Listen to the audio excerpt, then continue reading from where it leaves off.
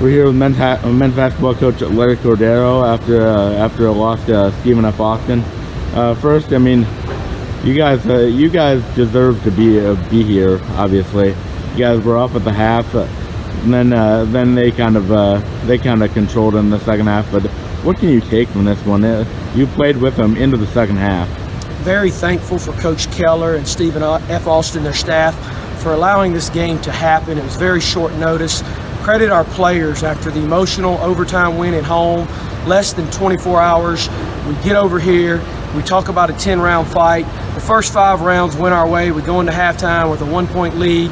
The second half, we just couldn't weather the storm. Those guys made a couple three-pointers, and we just couldn't hold them off on the boards for long enough. Perkins fouled out. We thought Joe fouled out. He had 4 fouls, but we didn't want any more victories.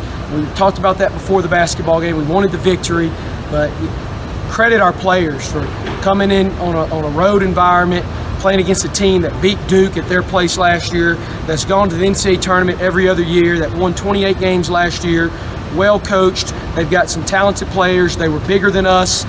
Our guys fought, and that's all you can ask. And then talk specifically about 2 players. Jakeeman and Jordan finished a combined 39 points. I mean, Jordan willed you guys to the lead of the half. He had that deep 3 with under a minute left, and then that 3 at the top of the key to take the lead going into half. So discuss those guys' performances. They kept you in the game still very late in the game. They were definitely gritty. I don't know, I mean, you talked about points with those 2 guys. I just thought overall, for the majority, our guys, played with some really good effort. And when you play with good effort like Abney, he's out there going, sometimes full speed for too long. He needs to learn to be able to pace himself and ebb and flow, but he's a guy that's going to get to the rim, not just be a three-point shooter. So he was able to get some points for us in the second half. We kept it respectable, the score. We did want the win.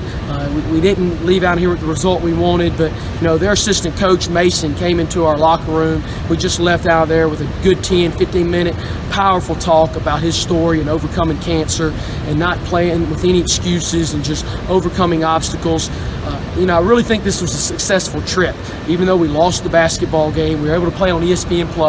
We heard from Coach Mason, who's from New Orleans. He knows our program, and it was good to be able to play a Division I opponent. It was a high test to see where we are, some things we need to work on. Stephen F. said they kind of learned some things for their ball club. They really respected our push and our effort. They felt like they got better, and we exposed some of their weaknesses.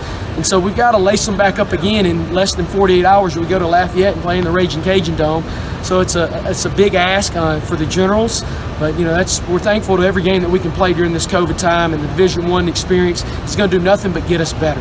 And then finally, you guys forced 21 SFA turnovers. I know that's a big part of your game, but it's got to feel nice to be able to turn the SFA over that many times.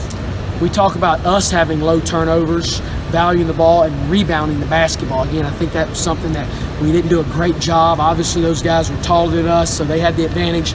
But we were speedier. We were hungry. Even after the big win yesterday, we came out and forced those turnovers like you talked about. So the effort's there.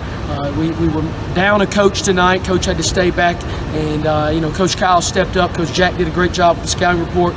So we're going to continue to push, and that's all we can ask as a staff and for our ball players. And hopefully we can get some more non-Division I games. The scheduling will be day to day and who we call and who we play. Right now we're 7-2 still, and we've got one at home on Saturday at the Fort after the Raging Cajuns in Lafayette. So hopefully we can win that basketball game, take care of business. These D1 games are exhibition games, but a lot we can learn from them.